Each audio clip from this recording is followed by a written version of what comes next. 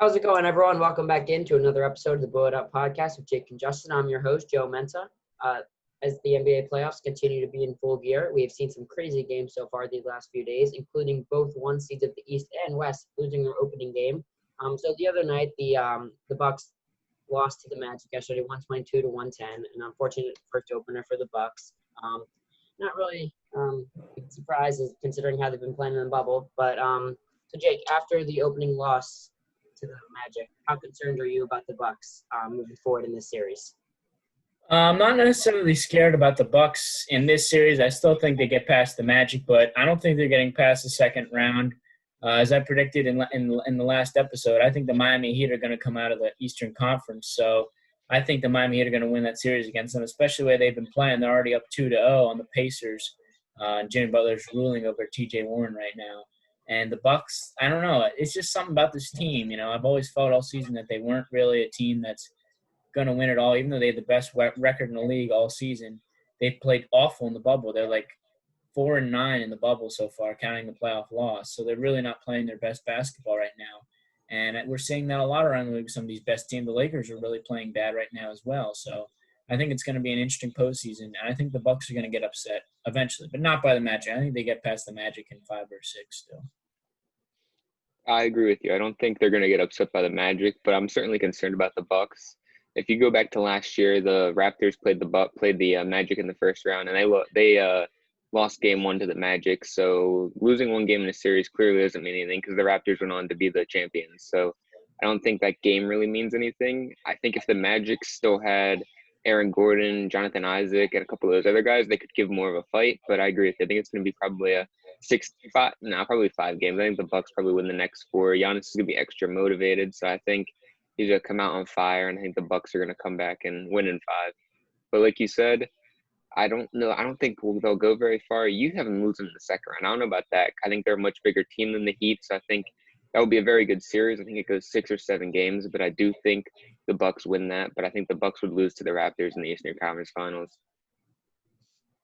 Yeah, I mean, right now they're doing pretty good against the Magic. I don't see them losing out of the first round. I think they can make it back to the Eastern Conference Finals as long as everyone's on the court healthy. But the other one seed, the Lakers, also got upset.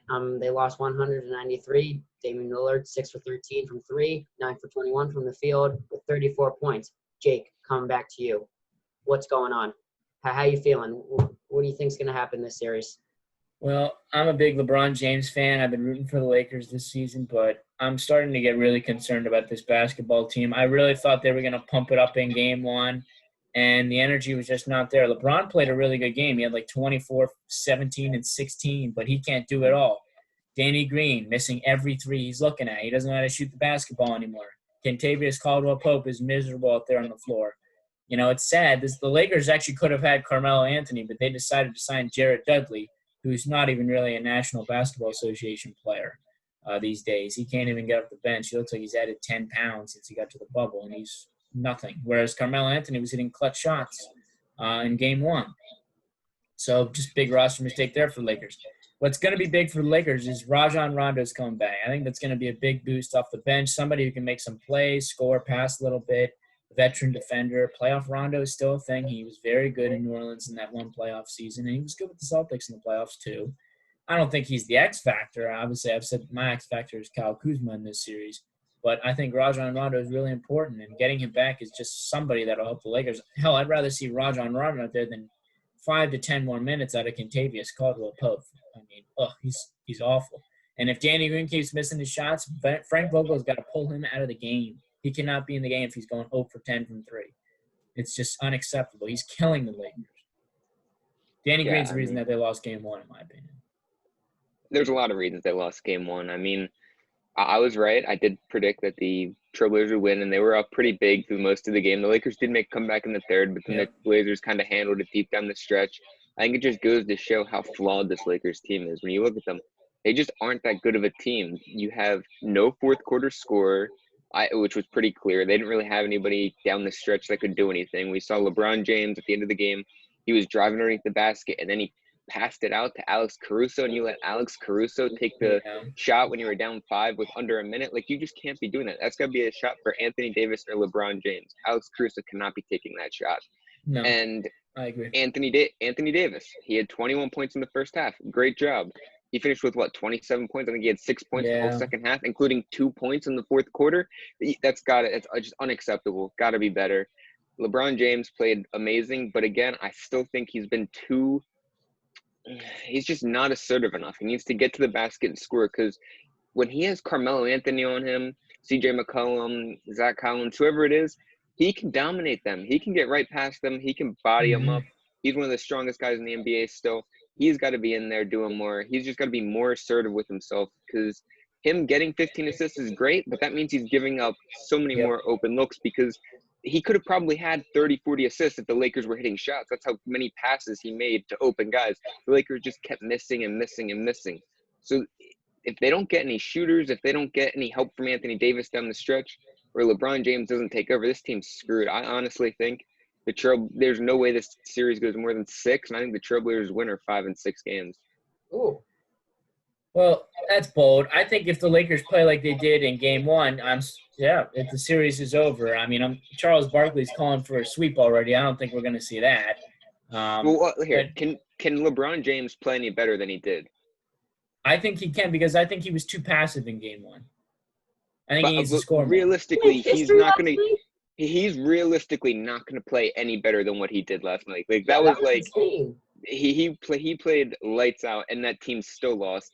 CJ McCollum wasn't great. Gary Trent Jr. was missing all his shots until the last couple minutes there, where he finally hit a couple of shots. So, I mean, when you're looking at that, I don't think the Lakers can play much better, or the Lakers can play much better, but LeBron James can't play much better. So it's going to come down to whether the other guys can improve, because LeBron James played lights out last night. I got to give him credit. I really don't like LeBron, but he played lights out. So whether it's Anthony Davis down the stretch, Kyle Kuzma, Danny Green, KCP, somebody's got to step up, because this team has nobody down the stretch. Well, and back to your point there, it was depressing because the Lakers actually played pretty good defense all game. They only gave up 100 points. That's pretty good against this Blazers team. But to score 93 against one of the worst defenses in the bubble, it shocked me. With LeBron having 15, 16, or whatever it was, 15, 16 assists, LeBron basically produced like over 2/3 of their points, which is insane. Easily. But I still would like to see LeBron just attack the basket more. Like in that last possession, he had 16 assists heading in that last possession. He gave it up to Caruso. That's a pass he needs to give up and take it to the basket, or hell, take his own three-point shot. I'll take LeBron shooting a 3 over anybody else on this team really right now. He did take the possession after that, but he bricked it.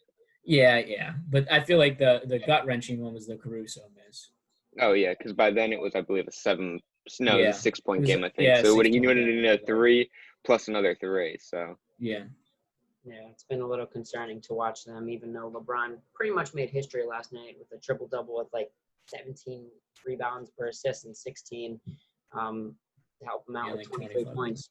But I want to move on, and I want to talk about the 76ers once again as they find themselves down 2-0 against the Boston Celtics after a blowout loss last night by 27 in Game 2.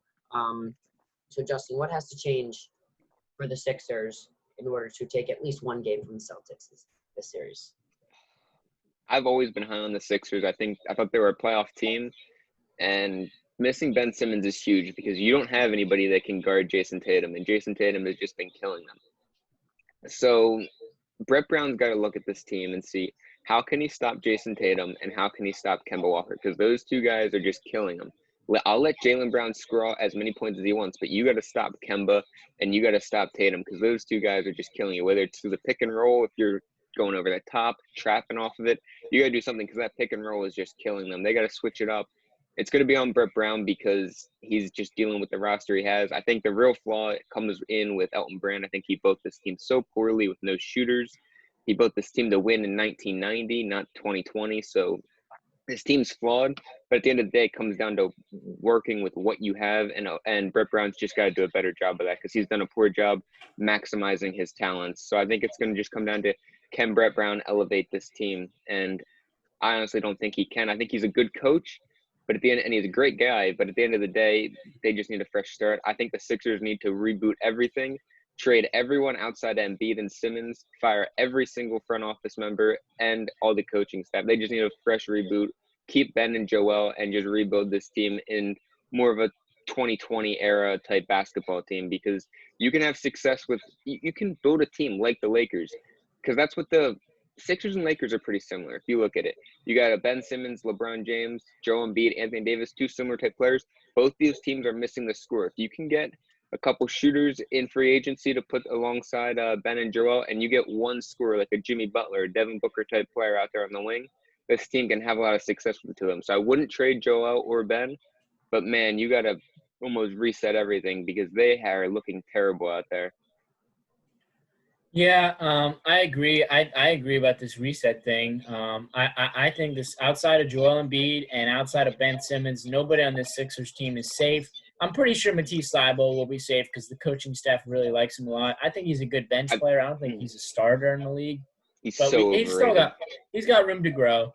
We still don't 100% know what we're going to see from Matisse Thybulle the rest of his career. He's only a rookie. You're going to have to get rid of him, though, because, in my opinion, you have to use him as an asset to get off the Tobias Harris or Al Horford contract. I think you need to trade him. It's like an asset to probably get rid of them. So I think he will be gone if they do a full reload. That's why I said you got to put at least somebody of value in there. I'll be kind of shocked, to be honest, sadly, if both Al Horford and Tobias Harris are gone after this offseason. I guarantee you one of them will be gone, but I don't know about both. And like you said, the Sixers' problems is at the top.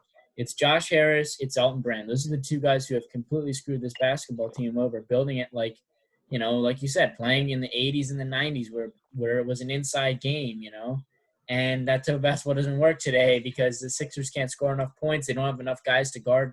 Jason Tatum's literally running all over the floor on us. And so is Jaylen Brown, so is Kemba Walker. I mean, the Celtics are running laps around us. It's sad to watch, Mm-hmm. And it's funny because the two first quarters have actually been really good games. The Sixers are like winning in the first quarter, and then it's close at the end of the first, and then they just completely implode. And that's just a sign of a bad basketball team. And that's what the Sixers are right now.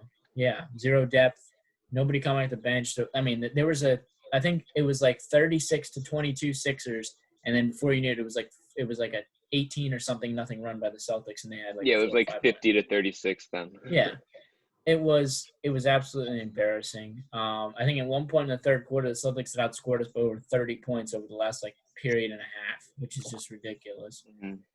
And I love the Sixers. They're my team, but I think we're going to get swept. I think this series is over. I don't think we're going to win a single game, at least if we come out like we have in these first two games. And what's going to change? Joel Embiid's played almost as good as he can.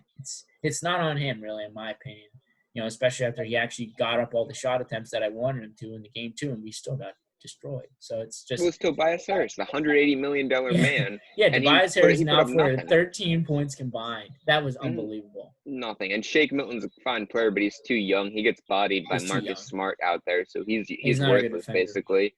Jay Rich, same situation, too small. He's good at everything, but he's not a lead at anything. So he's not really any help, and you just have nothing out there outside Embiid and Harris and Horford. And when Horford and Harris aren't giving you anything, you're screwed. Yeah, it's been really frustrating all season long, ever since the start when we played on the road, and now it's just really coming to bite us. All we can hope is for that the Sixers take at least one game as Jason Tatum continues to dominate. I mean, he had like 8 threes last night. I mean, the guy's just been one of the best scorers in the NBA this season, so it's really tough to guard him. I want to transfer back to Lakers Trailblazers. So, Jake, do you think a loss to the Trailblazers would ruin LeBron's reputation? Well, ruin is a pretty strong word. LeBron's legacy is sealed. He's a Hall of Famer. Whether you love him or you hate him, you got him, and he's got to be in the top 5 conversation of all time. I think he's the best player to ever play, but, there's this thing about eras. There's all these guys who played in the past that we don't really include in the list, but maybe we should. And, of course, Michael Jordan is pretty much the consensus GOAT among most people. I think it's still LeBron James.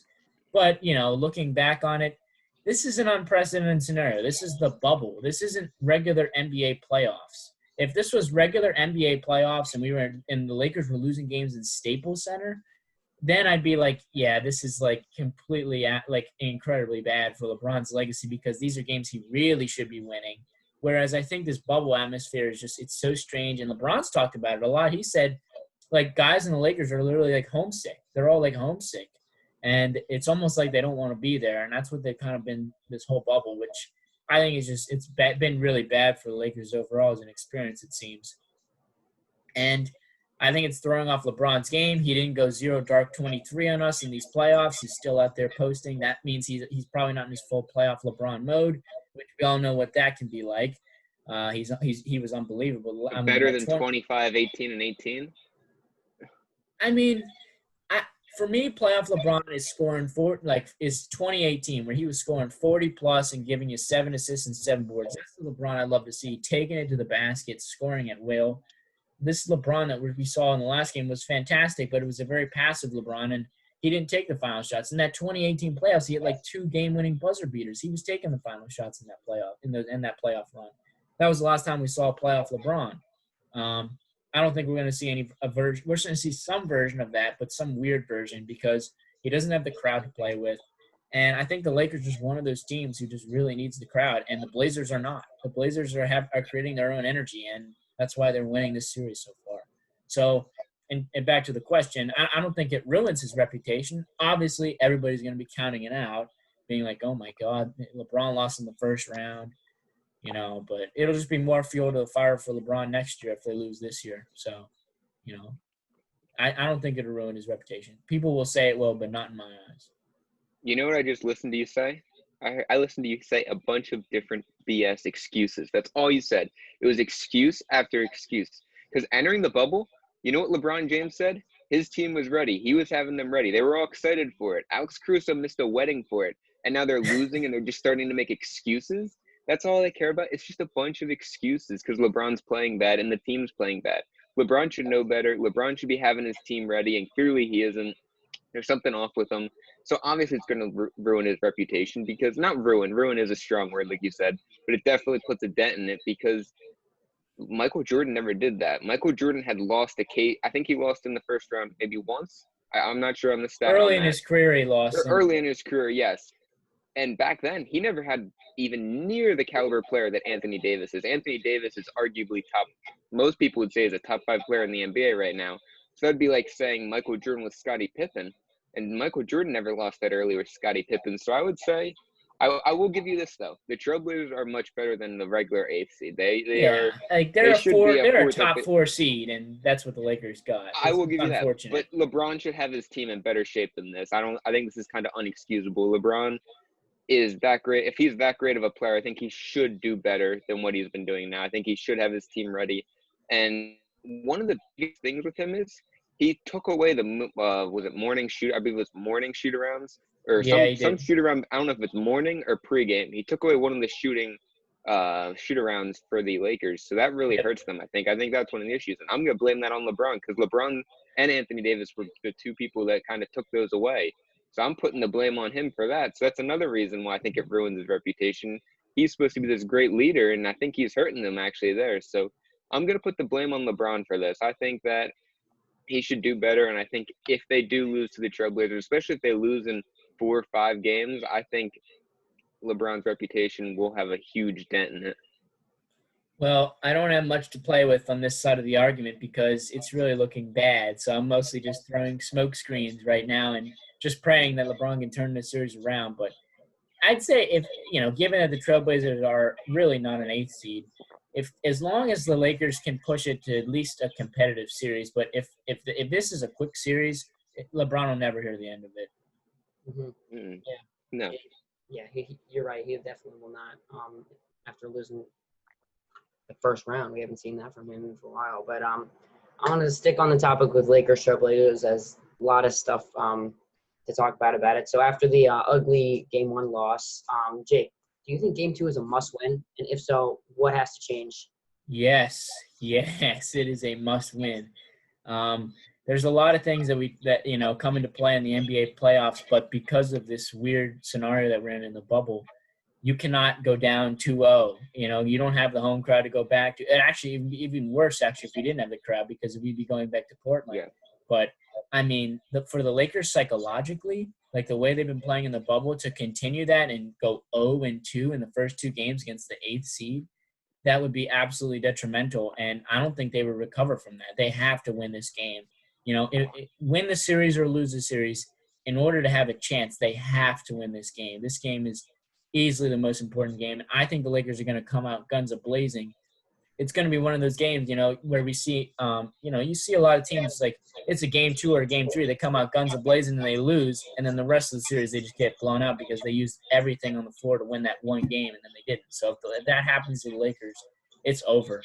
The Lakers, we have to win tonight. We have to. If we don't, I don't know if I'm going to sleep. I don't know if I'll be able to sleep. I don't know if I'll be able to sleep tonight if we do not win this basketball game.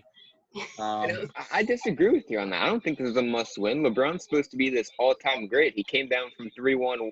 He came back from down 3-1 once. I think he could do it again. He is a top 5 player with him. Yeah. I don't think there's any reason why LeBron should really be worried if they fall down to 2. LeBron's supposed to be this GOAT that can do all this. I think he should be fine going down 2-0. And honestly, when you look at it, they don't have really a home court, so they're not going to hear. If this was a regular season and they lost both games at Staples Center, now they had to go back to Portland, that'd be huge. But considering that they don't have to go back to Portland, I think it's not a must-win. I get where you're coming from. If this was a regular season, regular series, I do think it's a must-win. But in this situation, I don't think it's a must-win. I think they can get away with losing this game as long as it's close. If they get blown out, I think psychologically they'll be done. But That's what I'm saying. I think it's psychological. As long as it's a close game, I think they'll be fine. And I think that they can make a comeback because they're supposed to have this GOAT on their team. If Michael Jordan went down 2-0, he could certainly lead a comeback. So that means LeBron must be able to too. I do not want to see this team go down 0-2, and I really hope it. I just hope it doesn't get to that scenario where we need LeBron to win 4 out of 5 games against this red hot Portland Trail Blazers team, who already have so much confidence. They believe it's their time. Damian Lillard's really inspired them. I got to give them to that. They're all playing out of their heads. I mean, everybody on that team is playing above their level right now, which is not happening at all for the Lakers. Definitely. Well, we'll find out tonight at 9 o'clock as the Trailblazers take on the Lakers on ESPN for Game 2. We're going to stick with the NBA. Last topic for the day. So the Clippers and Mavs is now their series is now tied at 1 after a great team win by the Mavs in Game 1, and then the Clippers took yesterday's game. The Clippers have looked not so great in both games. So Justin, are you concerned with your finals pick to come out of the West? Yeah, I am concerned. I've seen this Clippers team now look really bad in 2 games. Lou Williams and Montrezl Harrell haven't been that great. They look rusty. This team just doesn't look like they're gelling together. So I'm changing my final. I have the Rockets coming out of the West now. The Rockets have been red hot. I really like their system. It's really good. I think the Rockets come out of the West now. I think they're a better team than the Lakers. I think they're arguably the best team because they're doing this without Russell Westbrook right now.